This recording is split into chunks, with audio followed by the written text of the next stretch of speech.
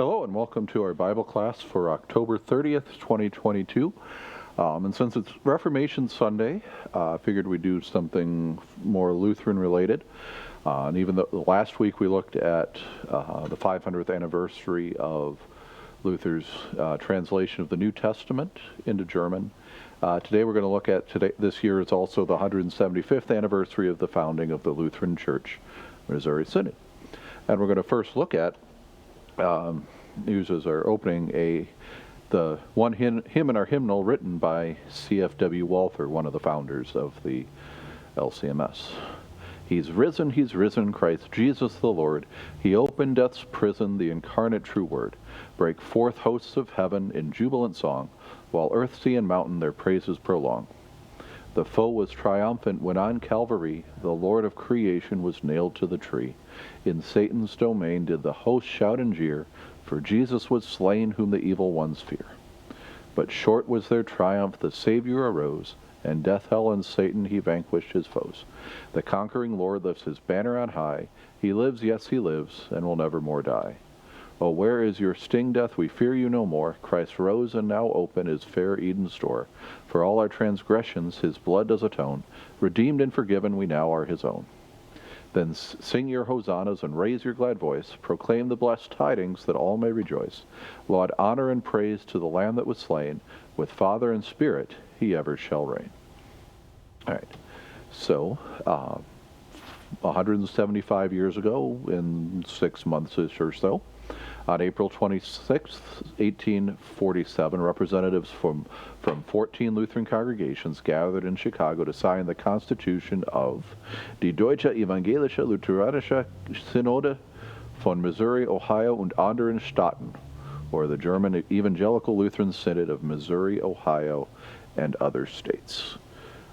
Now, they had to put Missouri first, not because the headquarters was in St. Louis, actually, of the churches we'll look at and the different groups we'll look at. There's only one from St. Louis and one from just across the river in Illinois. But there already was an Ohio Synod, and so which was where the bulk of the other ones were, and so it needed to be differentiated, and so Missouri got named first, and that's how then the English names have been shortened and to the Lutheran Church Missouri Synod that we know today. And so there's three main groups among these 14 congregations that are working together. First are a group of Saxons around St. Louis. The second group is the congregations affected and influenced by a pastor named Winnikin, and then Loa's men, pastors who were sent here by Wilhelm Loa. All right, and so the first main group is the Saxon emigration. And so these are Lutherans in Saxony, which is a state in Germany, that felt threatened by rationalism and unionism of the state church. That starting in Prussia and spreading to other parts of what would become Germany, the rulers, in order to try and unify things, decided that they didn't want to have multiple separate Protestant churches going around, but instead created union churches, churches that were that all used the same liturgy, all had the same pastors trained the same way, but it didn't matter whether they'd been Lutheran or Reformed before; they were all going to just be the same, despite the theological differences that were there. And so there's various groups of people, and there's a group of Lutherans in particular in Saxony who take offense at this and start looking at the United States as a place to go in search of religious freedom. And one of the main organizer of this group was a pastor named Martin Stephan, who'd been a pastor in Dresden, Germany. And he organizes the group to travel to the United States for religious freedom, and so he'd been involved in some pietistic groups. So he was meeting in having people meet in small groups and study the Bible on their own and things like that. And he'd been censured by the state church for those things, and there'd been some accusations of other problems by him early on. So he needed to get out of Saxony, and there were others that joined him. In fact, there's then over 700 end up, just over 700, end up sailing from Bremen in Germany to New Orleans in the United States is where they land. 5 ships leave, only 4 make it. The smallest one's lost at sea, never heard from again. And so once they get to the United States, though, and the first ship that comes is the biggest one, that's the one that Stephen's on, and Martin Stephen is elected bishop when they arrive in the U.S. So they arrive in New Orleans, and they get on steamboats and go up the river to St. Louis. And then a group purchases land in Perry County, Missouri, a bit south of St. Louis, and go there. But about 120 of them remain in St. Louis itself. And the people in Perry County have some trouble because a lot of them are more urban dwellers who have little to no experience farming, and so that creates some issues. And then there's the issues of some financial mismanagement, and then Stephen's also accused of sexual misconduct, and so after there's some investigation into that. He is deposed and sent across the river into Illinois in May 1839. And so C.F.W. Walther, the handsome man right here, who'd been the youngest pastor of the group. There'd been a few pastors involved, but he's the youngest one. But he ends up becoming pastor of Trinity Lutheran Church in St. Louis, and especially there after his brother died. And he'd been involved in kind of working out, trying to do the investigation, trying to talk to people about what had been going on with Stephen. But then and part of why he ends up being important is because of his role then in what's called the Altenburg debate, which is that after all these German Lutherans, used to being from a state church that had a state-appointed hierarchy, including a bishop, after Stephen gets deposed and shipped across the river, there's some concern that they are no longer a part of the church because they don't have a bishop. They're not connected to a larger state church.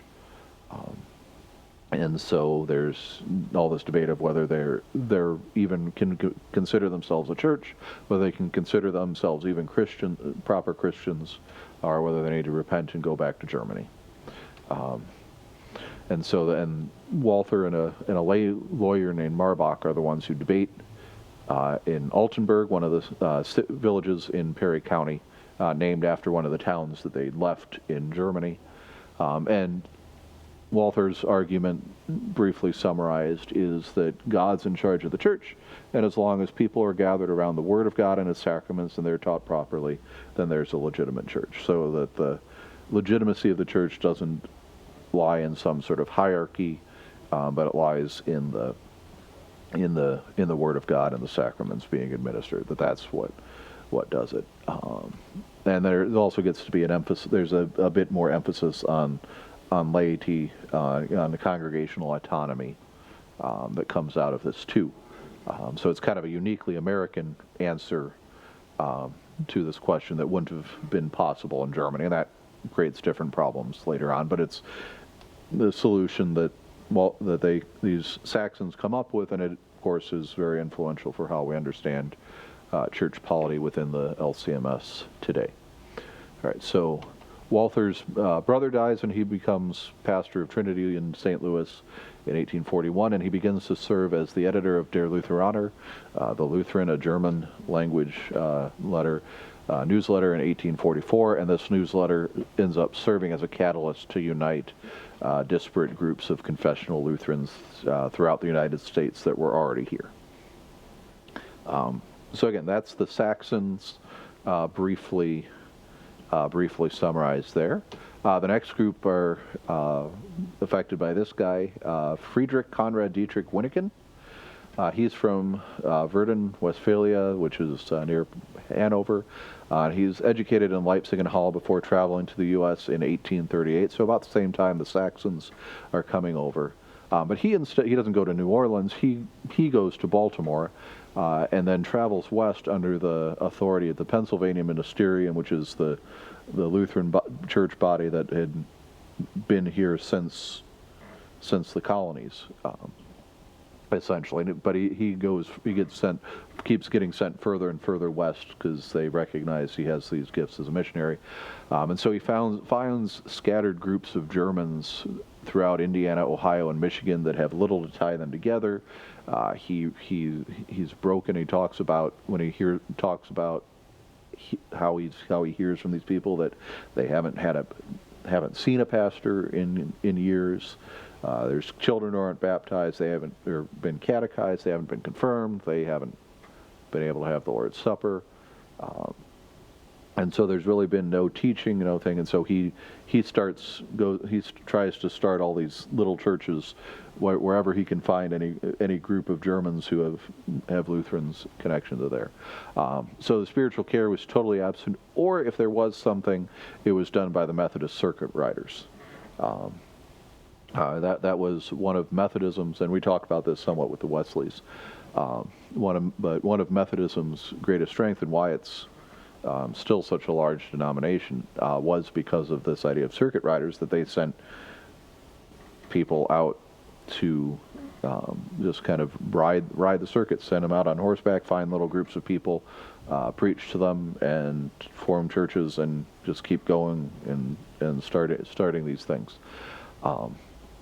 But of course, their preaching was to stress the human will, that the people have the free choice to accept or reject God, which is not the Lutheran understanding, and not what we call a low view of the sacraments, that baptism and communion are more symbols than realities that God works through. This kind of tendency, the stereotype of revivals, that kind of thing going on. So Winnekin sees this, and even gets in some arguments with some Methodist pastors and lay people as he's going around, and so ends up discovering this need for, and is driven to the idea of making sure that Lutherans stay Lutheran, so people don't fall into this Methodist trap. Winnekin, after he gets married and returns to Germany in 1841, briefly, and while he's there, he writes about his experiences. Story is called "The Distress of the German Lutherans in North America." It's called a notruf, or an emergency call. And then eventually he returns to the United States. He serves as a pastor of St. Paul in Fort Wayne and Zion Friedheim, just outside of Fort Wayne, and he traveled extensively and cared for Lutheran settlements in Schumbingen and St. Peter, along with many other locations. Some of these are congregations we'll be talking about with the founding churches here in a bit. And one historian described him that if Walther was the mind of the first generation Missouri Synod Lutheranism, Winnekin was its heart and soul. So he's driven by this need that he sees, and also then he's got, because of where he is, he's got connections to other Lutherans that have already been in the United States and already kind of established. And so, he ends up attending a meeting in Cleveland in 1845 with a pastor named Wilhelm Siller, two former pupils, and most of the 11 men that Leah had sent to America, they gathered together in Cleveland to resign from the Ohio Synod over doctrinal matters, and lay the groundwork for a new Lutheran Synod. And so, short version, the Pennsylvania Ministerium had been sending people into Ohio. Now Ohio had decided that they didn't want to keep having to send pastors back to Pennsylvania to get ordained. They wanted to start their own seminary in Ohio. which they do. It's in Columbus, and it's still there. But as through they've done so, so there's some that see some doctrinal differences, and so they're looking for other options, and then they start getting this newsletter from this guy in St. Louis named Walther. All right, and so we've just talked again about Leah's men that Winnekin runs into and works with and encourages. So why are they called Leah's men? Wilhelm Leah is a German pastor. He's passed in an out-of-the-way village, which he never left. But he had a keen interest in missionary work, and so he's concerned about the condition of German immigrants in North America and starts soliciting funds to be able to send missionaries there. And then he reads Winnekin's account, and decides that that's what he's going to do. So he raises money to send other missionaries to the United States to reach out to these disparate Germans, as well as to, as they're in Ohio, Michigan, Indiana, in that area, what we call the Northwest Territory, that there are still Native Americans there at this time, and they're trying to start some mission work out to them as well. And so these men that are sent by Leah are then instrumental in founding the Ohio Synod that I just kind of talked about. The Iowa Synod, again, people got further all the way to Iowa, and started settling churches and decided they needed a school in Iowa to train pastors, and of course, and the Missouri Synod. And so men sent by Leah and influenced by him founded the schools that are now Wartburg College in Waverly, here in Iowa, and Concordia Theological Seminary in Fort Wayne, Indiana. But Leah didn't just send missionaries to the United States, to the Germans here. He also sent missionaries to Brazil, Ukraine, Australia, and New Guinea. And he founded the first modern deaconess mother house in his village in 1849. So despite not being one of the ones who actually went and traveled, he was greatly influential on mission work, and on the fledgling Lutheran churches in all these places. All right, so the LCMS is founded then when these groups get together, and there are they hold a couple planning meetings in St. Louis and in Fort Wayne in May and July of 1846 to talk over a lot of what their structure should be, what their doctrinal position should be on a variety of things and things like that. And so then on April 26, 1847, 12 pastors representing 14 German Lutheran congregations met in Chicago and officially founded the German Evangelical Lutheran Synod of Missouri, Ohio, and other states, and Walther became the fledgling denomination's first president. All right, so where were these churches? What do we know about them? And then we'll go through those and see what we have. All right, so, and this is in the order that they happen to be in on the 175th anniversary website on the so no particular order other than that.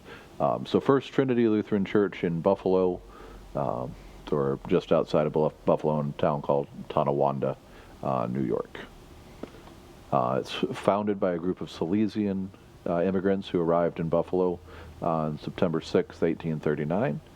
Their first pastor was Ernst Moritz Berger, was the one who represented their church at the first convention.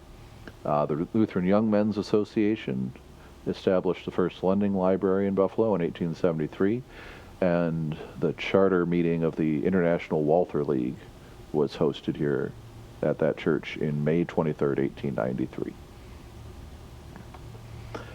This is St. John Lutheran Church in Bingen, or Decatur, Indiana.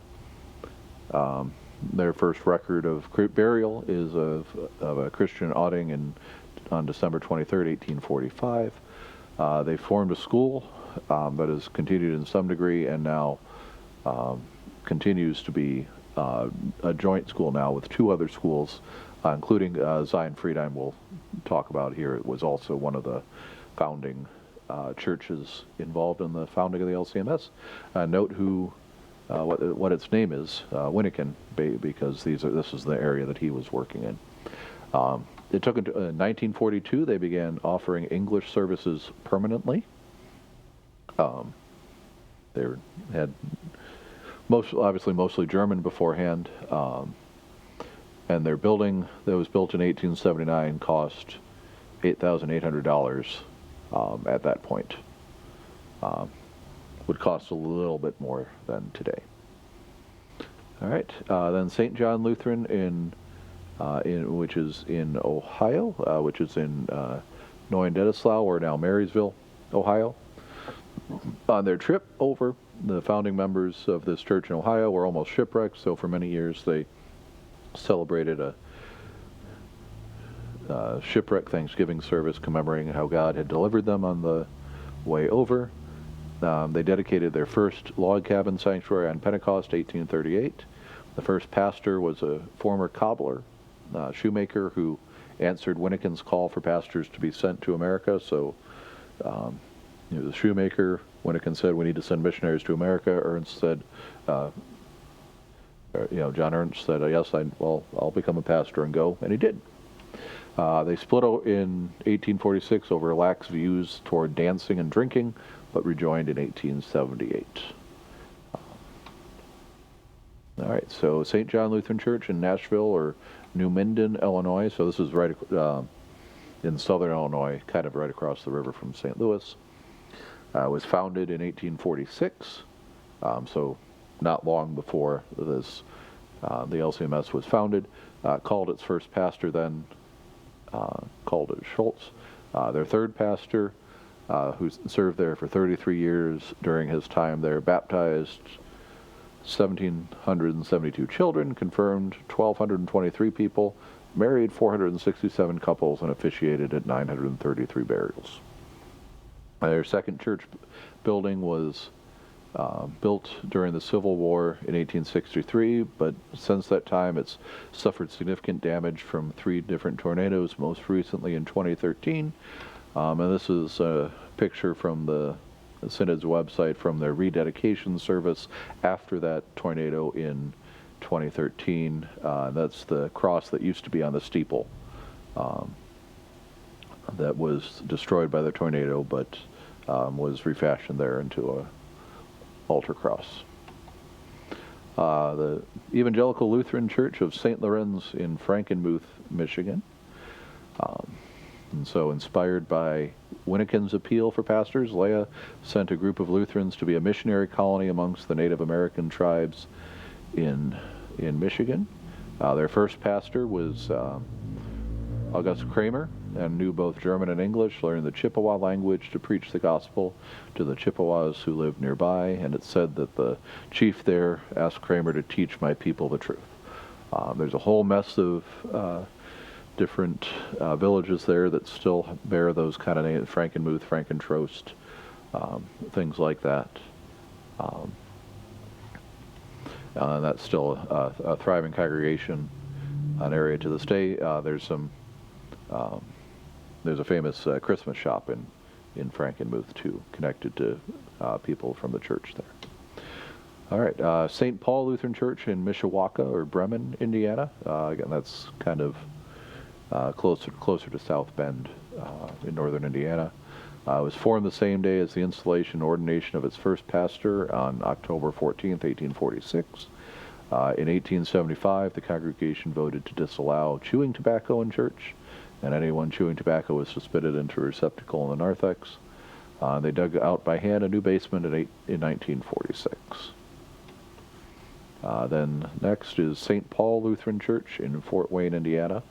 This was founded in 1837. Its first pastor, though, died in 1838.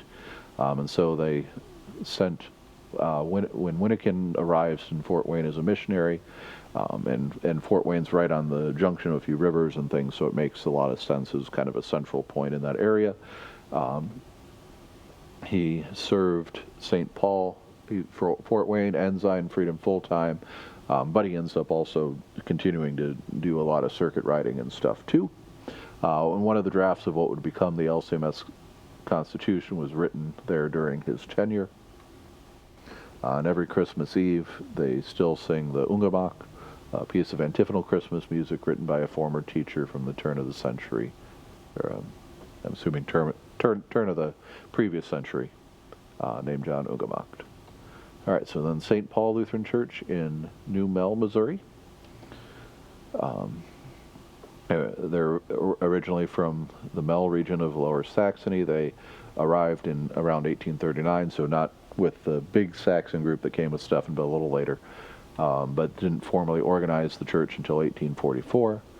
They built a new